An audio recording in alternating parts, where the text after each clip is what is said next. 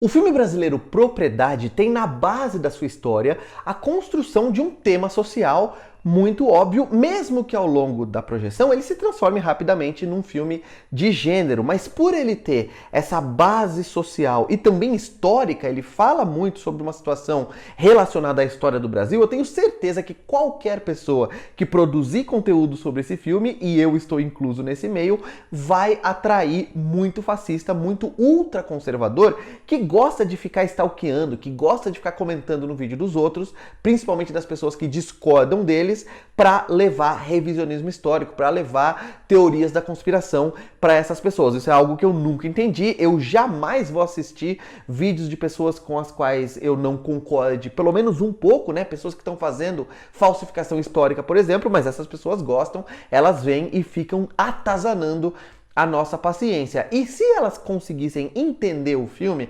elas perceberiam que esse é um filme antimaniqueísta. Ele em nenhum momento assume uma postura de escolher lados. É um filme sobre um conflito, e é um conflito de classes, inclusive. Ele é um filme sobre luta de classes, mas em nenhum momento ele julga, em nenhum momento ele faz nenhuma decisão moral, ele não fica tentando colocar bem contra o mal. Não é essa a pegada do filme. A pegada do filme é usar uma situação baseada numa construção histórica tipicamente brasileira, relacionada ao uso da nossa terra, relacionada à falta de reforma agrária que o nosso país sofre desde o seu início, para criar, como eu falei, uma história que é uma história de gênero. Esse aqui é um filme, basicamente, daquele subgênero do terror, acredite ou não, que é o subgênero do terror da perseguição e da fuga. Então tem personagens que estão perseguindo outros e um personagem vai fazer de tudo para fugir. É um filme que funciona muito bem, acima de tudo, como filme de gênero. Teresa Malu Gali sofreu uma tentativa de assalto que terminou em tragédia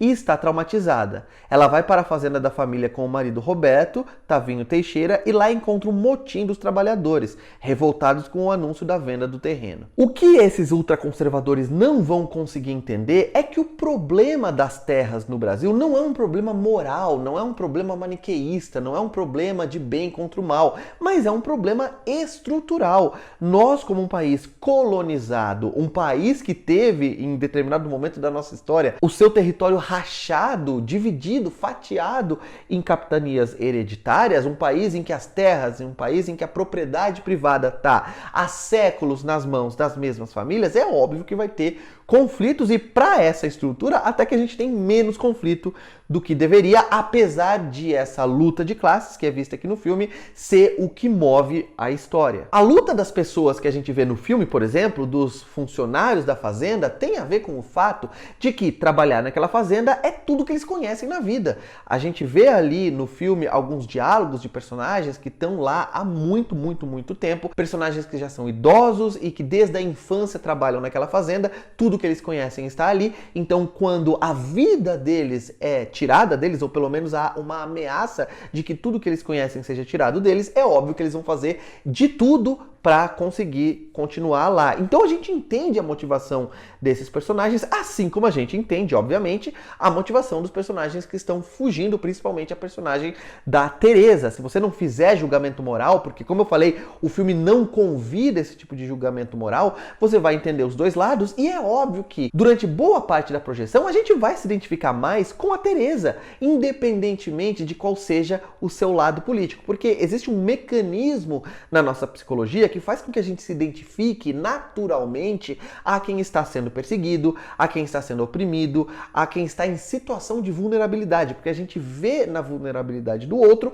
a nossa própria, a gente vê no perrengue, na dificuldade do outro, aquilo que poderia acontecer com a gente. Então, raramente você vai assistir a um filme de perseguição e perseguido e vai ficar do lado dos perseguidores. É normal a gente torcer para ela conseguir se livrar daquela situação, mesmo que o filme não faça nenhum tipo de julgamento moral e não parta para uma abordagem mais maniqueísta. Eu acho que a primeira parte do filme tem um problema óbvio, que é ser didática demais. O roteiro é um pouco expositivo em alguns momentos, no sentido de tentar explicar esses conflitos. Então, tem momentos em que os trabalhadores estão falando, estão confrontando os patrões, e eles estão falando coisas que a gente já entende. A gente não precisaria de ter aquilo tudo muito mastigadinho pra gente entender, por exemplo, que a terra, na verdade, não é só dos patrões, porque se eles trabalham a terra, se eles que fazem tudo, como assim a terra não é nem um pouco deles? O filme vai tratar de questões de escravidão contemporânea, por exemplo, porque a escravidão contemporânea, principalmente no campo e nas periferias aqui do Brasil hoje em dia, é muito relacionada a essa questão do trabalho forçado, não no sentido de que a pessoa está ali com uma chibata, não no sentido de que a pessoa está ali presa, mas no sentido de que os patrões, por exemplo, estão com os documentos delas, ou então escravidão por dívida. E isso é outra coisa que é abordada aqui no filme, mas de uma maneira um pouco didática, mastigada, expositiva demais em alguns momentos.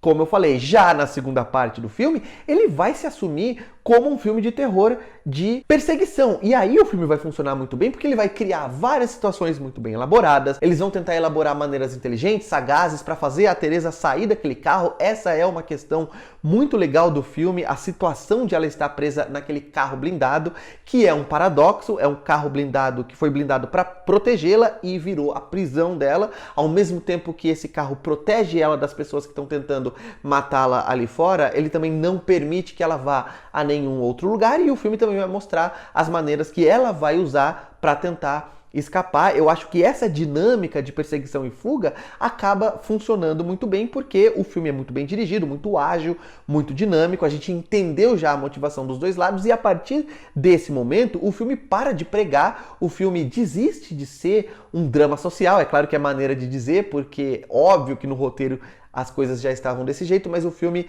não é, ele revela que não é um drama social, mas é um filme de perseguição muito mais imediata.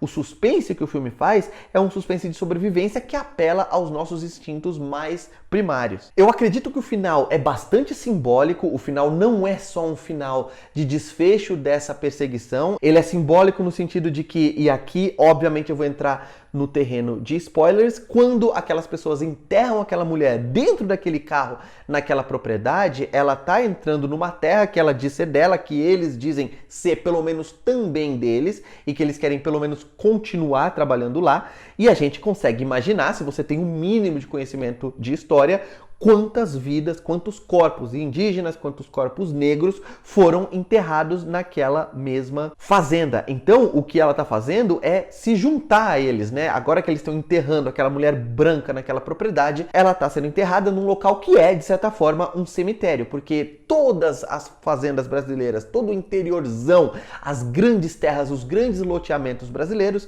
tanto de fazendas quanto de florestas, são um grande cemitério indígena e negro, principalmente. É um filme do qual eu gostei bastante, apesar, como eu falei pra vocês, de ter alguns problemas com a maneira com que ele desenvolve alguns temas no começo do filme. Não com os temas em si, mas com a maneira com que ele faz isso. Quando vocês assistirem ao filme, venham aqui me dizer o que vocês acharam. Obviamente, se você não for um desses trolls da extrema-direita, que vai vir aqui querer fazer revisionismo histórico, ou então ficar fazendo pregaçãozinha moral, essas pessoas vão ser bloqueadas. Mas se você quiser discutir o filme de maneira inteligente, vem aqui, me comenta, você gostou do filme, não gostou, concorda ou discorda dos pontos que eu apresentei nessa crítica. Claro, dá um like no vídeo, se inscreve no canal, clica no sininho em sempre para sempre receber notificações de vídeos novos por aqui. E por hoje é isso. Um abraço. Tchau.